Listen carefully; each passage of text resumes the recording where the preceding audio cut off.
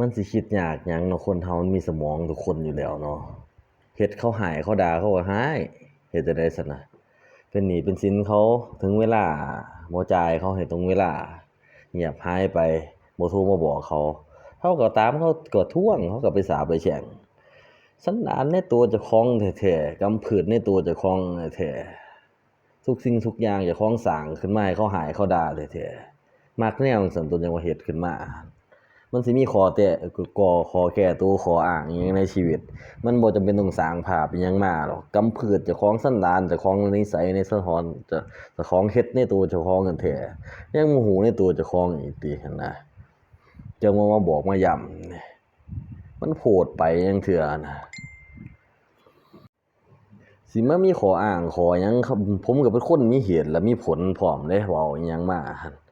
คันผมบอกง่ายๆคำว่าจ่ายตรงเวลามาบอกตรงเวลาผมก็สิว่าอิหยังผมก็อ้ายผมมันสันดานที่มันแบบว่าสันดานที่เสียนี่เคยเฮ็ดสันดานแนวใดก็เฮ็ดจั่งซั้นอย่าให้เขาอ้ายเขาด่าอยู่มันเป็นอิหยังก็เดี๋ยวในหัวสมองอะมันบ่มีห้อยยักมันบ่มีอิหยังพอดีบ่จั่งว่าโอ๊ยมาสร้างบ่คิดอยากอายลูกอายหลานอยากอายพ่ออายแม่แท้เป็นคนจั่งซั้นก็ยังว่ามาสร้างมักอ้ายมักด่ามักจมแท้จักแนวใดความคิดสมอง